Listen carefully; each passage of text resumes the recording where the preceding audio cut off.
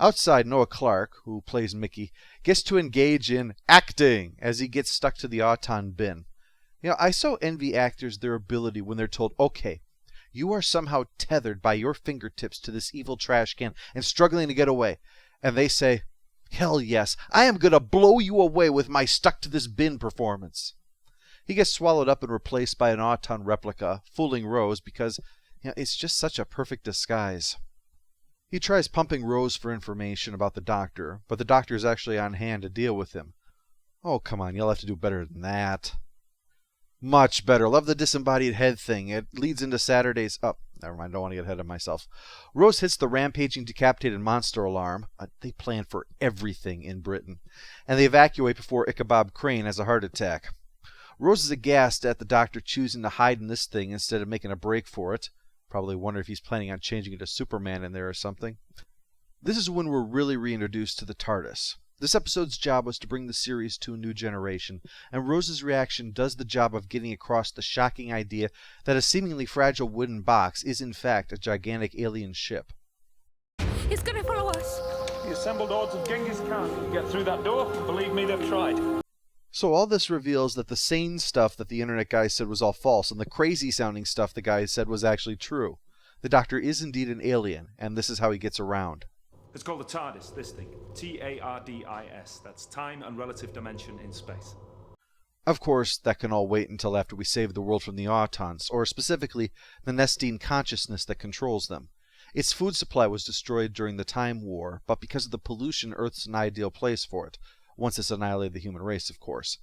But while the head was able to lead them to the general area, it melted before they could get the precise coordinates, and without that, how are they going to find it?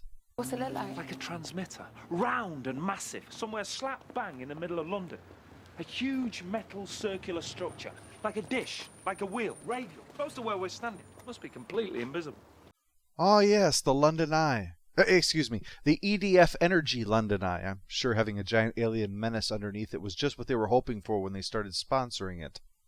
The Doctor's got some anti-plastic on hand, just in case he can't reason with the Nestene. Otherwise, it can use the eye to seize control of plastic everywhere in the world. Robert Holmes originally conceived of the Autons during a time when there was a lot of distrust of plastic. Look at old items that were made of plastic, and you'll see how they tried to make them look like something other than plastic. Wood grain, for instance, on a video game console, like the thing would actually be made of wood. The original Autons played on that fear of this new thing, but now in a world where plastic is everywhere and we've just accepted it, it's gone from being that boogeyman you might be letting into your home into something you are so constantly surrounded by that you hardly notice it.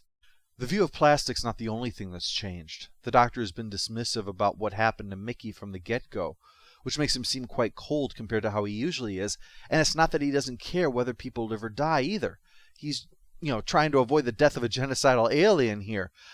But still, it's obvious that he's still got the shadow of the war hanging over him, of how when the stakes are high, people will sometimes die, and you just have to move on. And remember, this isn't just any old planet here that he's trying to save. This is Earth, his second home. And now that Gallifrey is gone, his only home, besides the TARDIS.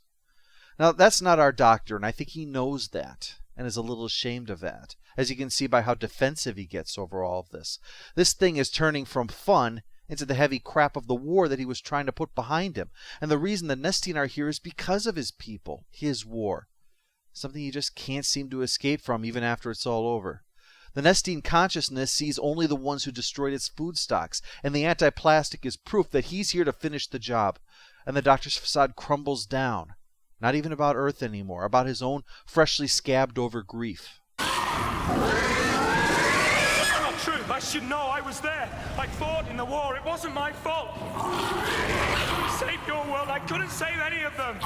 The Doctor's arrival prompts the premature launching of the invasion, with Autons now unleashed on the unsuspecting population of the Earth, including blowing away Internet Guy and threatening Rose's mom.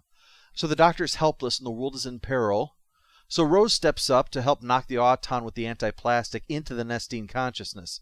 The EDF Energy Nestene Consciousness. And the Doctor helps her and Mickey to escape. The world is saved thanks to the help of another human, who, like back in the beginning, reminded the Doctor that each individual life is important, and that when the chips are down, human beings can still amaze you. So it's no surprise that now, starting out again after all the horrors he's been through, he picks another human to go and see the universe again. The Doctor's chance to go back to all the wonders that were the reason he stole a TARDIS in the first place, and to see them again through fresh eyes. And for Rose, who was initially unsure about it, the point starts to sink in that she can live the everyday life she always had, or she can have something else. And in the end, adventure is too tempting to resist. Rose is there for old and new fans to set the stage for the Doctor's new adventures, and therefore is labeled must-see. And besides that, it's a pretty good episode, which is impressive when you realize how much it has to explain to the audience while still carrying the story.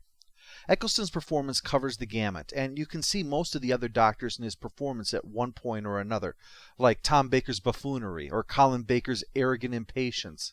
And yet he is at all times his own man. Billie Piper impresses with the fact that she can actually act while at the same time being a draw for the new generation that had only heard about the Doctor. The use of a classic yet not exactly popular villain was the perfect balance for what the episode needed to hit, and the allusions to the Time War without actually discussing it were tantalizing hints that became more significant in retrospect. All in all, Series 1 was off to a great start. Next week, we'll see it draw to an end with Bad Wolf and The Parting of the Ways.